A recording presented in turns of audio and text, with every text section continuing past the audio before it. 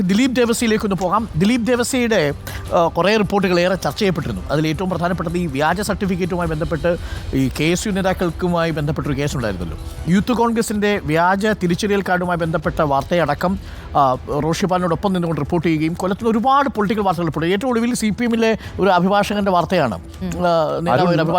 കുട്ടിയെ നഷ്ടപ്പെട്ട അതാണ് ഈ രാഷ്ട്രീയ വാർത്തകളിൽ ഒരു തരത്തിലും മായമില്ലാതെ അത് ഏത് പക്ഷത്തു നിന്നുള്ള വാർത്തകളാണെങ്കിലും വാർത്തയുണ്ടെങ്കിൽ ദിലീപ് അത് ഫോളോ ചെയ്യുന്നുണ്ട്.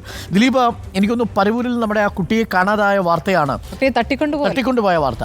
മുഴുവൻ സമയം നമ്മൾ അതിൽ നിന്നു. ആ കുട്ടി നമ്മളോട് പ്രതികരിച്ചു, ആ കുട്ടിയുടെ അമ്മ അച്ഛനൊക്കെ നമ്മളോട് പ്രതികരിച്ചു. സത്യസന്ധമായി തന്നെ നമ്മൾ ആ വാർത്ത റിപ്പോർട്ട് ചെയ്തു. മണിക്കൂറുകളോളം നമ്മൾ ആ വാർത്തയിൽ നിൽക്കുകയും ചെയ്തു.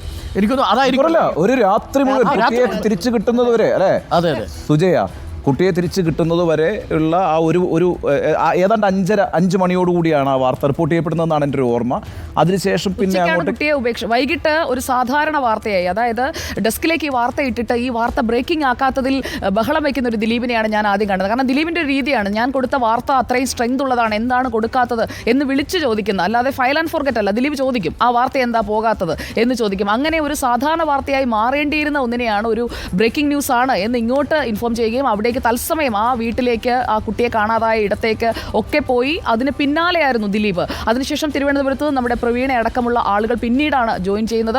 ആ രാത്രി മുഴുവൻ, ഉണ്ണിസാറിന് ഓർമ്മയുണ്ടല്ലോ, നമ്മൾ ആ രാത്രി മുഴുവൻ ഇവിടെ തത്സമയ സംപ്രേഷണത്തിലൂടെ പോകുന്നു. പിറ്റേന്ന് ഉച്ചയ്ക്ക് ആശ്രാമ മൈതാനത്ത് നിന്ന് ആ കുട്ടിയെ തിരിച്ച് കിട്ടുന്നത് വരെ ഓട്ടോറിക്ഷയിൽ കൊണ്ടുപോയി ഉപേക്ഷിച്ച് ആ കുട്ടിയെ കിട്ടി. ആ കുട്ടി വീട്ടിലെത്തി ആദ്യം പ്രതികരിക്കുന്നതും ആ വീട്ടുകാർ വിളിച്ച്, കാരണം ആ വീട്ടുകാർക്കൊപ്പമായിരുന്നു ദിലീപ്. അപ്പോൾ ദിലീപ് പറഞ്ഞൊരു വാചകം എൻ്റെ മനസ്സിൽ ഇപ്പോഴും ഉണ്ട്. അതായത് ദിലീപിൻ്റെ അനന്തരവളുണ്ട്, ആ സേറയെ പോലെയാണ് എനിക്ക് അബിഗേലിനെ തോന്നിയത്. അത് എന്ന് പറഞ്ഞു കഴിഞ്ഞാൽ അതൊരു മനുഷ്യത്വമുള്ള ഒരു റിപ്പോർട്ടറുടെ വാക്കുകളാണ്. അപ്പോൾ മനുഷ്യത്വമുള്ള ഒരു റിപ്പോർട്ടർ എന്ന നിലയിലാണ് ഞാൻ ദിലീപ് ദേവസിയെ കാണുന്നത്.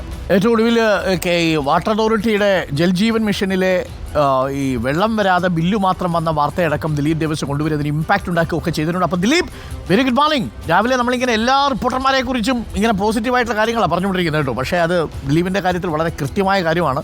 അപ്പോൾ ദിലീപ്, സന്തോഷം. ഈ ഒരു വർഷത്തിനിടയിൽ ഈ കുട്ടിയുടെ വാർത്തയാണോ ദിലീപിൻ്റെ മനസ്സിൽ ഏറ്റവും കൂടുതൽ തങ്ങി നിൽക്കുന്ന, ഒരുപക്ഷെ ഒരു വർഷത്തിനിടയിൽ നിൽക്കുന്നതിൽ ഏറ്റവും വർണ്ണാഭമായിട്ടുള്ള റിപ്പോർട്ടിംഗ്?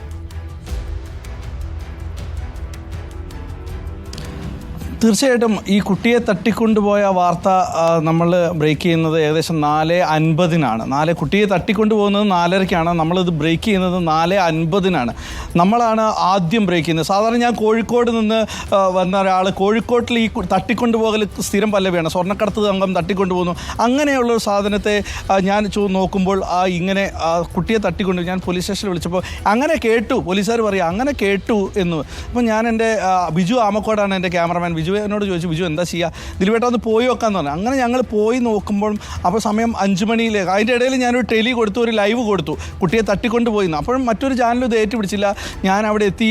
അപ്പോൾ നമ്മുടെ ഡെസ്ക് പറയുന്നത് അത് ദിലീപേട്ട കുട്ടി തിരിച്ചു വരുമായിരിക്കും, ട്യൂഷന് പോയതല്ലേ എന്നൊക്കെ പറയും. അപ്പോൾ സുജിയ മേഡമാണ് മറ്റേ ഇതിലിരിക്കുന്നത്, റീഡിങ്ങിലിരിക്കുന്നത്. ഞാൻ പേഴ്സണലി മെസ്സേജ് അയച്ചു, ഇത് വലിയ വാർത്തയാണ്, ഞാൻ അവിടെ ഉണ്ട്, ഞാൻ നേരിട്ട് കണ്ടുകൊണ്ടിരിക്കുകയാണ്, ഇത് കയ്യിൽ നിന്ന് പോയ വിഷയമാണിത്.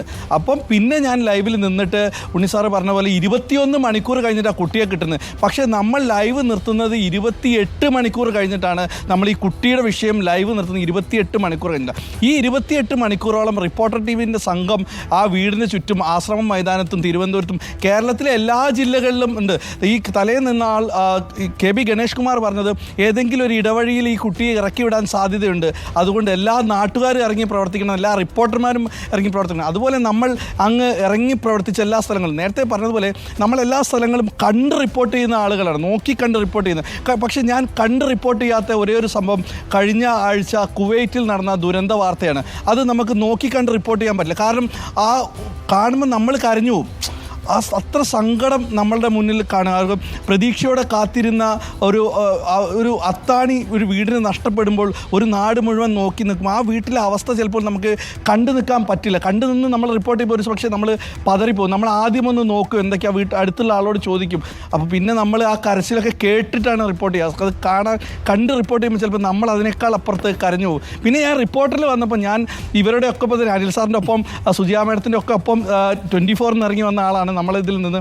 അന്ന് ഞാൻ ഉപയോഗിച്ചിരുന്നത് ഓപ്പോ F15 ഫോണാണ്. ഇന്ന് ഞാൻ iPhone 15 Pro ആണ്. അപ്പം സാമ്പത്തികമായിട്ട് നല്ല ശമ്പളം തരുന്നുണ്ട്. പിന്നെ ഞാൻ വന്നപ്പം ബാച്ചിലർ എടുത്ത് ഇപ്പം ഞാൻ കല്യാണം കഴിച്ച് ഒരു എല്ലാം കൊണ്ട് സെറ്റിലായി. എനിക്കൊരു കാര്യം പറയാനുള്ളൂ, എൻ്റെ കല്യാണത്തിന് വന്നപ്പോൾ ആൻഡോ സാർ അല്ല എനിക്കൊരു കാര്യം പറയാനുള്ളൂ. ആൻഡോ സാർ എൻ്റെ കല്യാണത്തിന് വന്നിട്ട് പറഞ്ഞു, ഒരു ഇന്നോവയിൽ കയറ്റാനുള്ള കുട്ടികൾ നിനക്ക് വേണമെന്ന് പറഞ്ഞു. ഞാനിപ്പോൾ കൊല്ലത്താണ്, എൻ്റെ വൈഫ് കോഴിക്കോടാണ്. ഒരു സൈക്കിളിൽ കയറ്റാൻ പോലും കുട്ടികൾ ഉണ്ടാവും എനിക്ക് തോന്നുന്നില്ല. അതുകൊണ്ട് കമ്പനി ഒന്ന് ഇതാക്കണം. നമ്മള് ആവശ്യം പരിഗണിച്ചൊരു മിനി ബസ് തന്നെ ഞങ്ങൾ വിടുന്നുണ്ട്. അതല്ല, ഇത് ശരിക്കും ഇപ്പൊ ട്രാൻസ്ഫർ ആപ്ലിക്കേഷൻ ആണോ?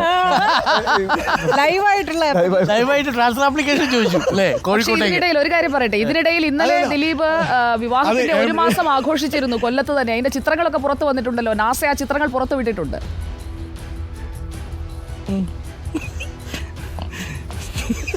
ഒരു മാസമെങ്കിലും ആഘോഷിക്കണ്ടേ? ഒരു മാസം കാര്യങ്ങൾ കൈകാര്യം ചെയ്യാന്ന് കറക്റ്റ് അറിവുള്ള ആളാണ്. അതെ അതെ അതെ. ദിലീപ് മാത്രമല്ല, ദിലീപിന്റെ ക്ഷണപത്രം തന്നെ ക്ഷണക്കത്ത് തന്നെ വളരെ പ്രധാനപ്പെട്ട. പറഞ്ഞോ ദിലീപ്. ആൻഡോ സാറ് തന്നെയാണല്ലോ ഈ കാര്യം പറയുക. അപ്പോൾ ആൻഡോ സാർ ഇരിക്കുന്ന വേദിയിൽ ആൻഡോ സാർ കേൾക്കെ തന്നെ നമ്മളുടെ ഒരു വിഷമം പറയണമല്ലോ. അതാണ് നമ്മൾ പറഞ്ഞത്. 6 വർഷത്തെ പ്രണയമാണെന്ന് ആലോചിക്കണേ. ഓക്കെ, അതൊരു ഗംഭീരമാണ്. അത് പ്രേക്ഷകർക്ക് അറിയേണ്ട ഒരു കഥ കൂടിയാണ്. നമുക്കൊരു അവസരത്തിൽ അത് പറയാം. ആ 6 വർഷത്തെ പ്രണയവും അതിനനുഭവിച്ചിരിക്കുന്ന ബുദ്ധിമുട്ടുകൾ ഇതെല്ലാം ഈ ഐഫോൺ വന്നതുപോലെ സന്തോഷകരമായ ഒരു വാർത്തയായിട്ട് കൂടെ ആളും എത്തി എന്നുള്ളത് വളരെ സന്തോഷമുള്ള കാര്യം. അപ്പോൾ ദിലീപ്, അപ്പോൾ കാര്യങ്ങളൊക്കെ ഉഷാറായി നടക്കട്ടെ. നമുക്ക് VS രഞ്ജിത്തിലേക്ക് ഒന്ന് പോകാം. അതിന്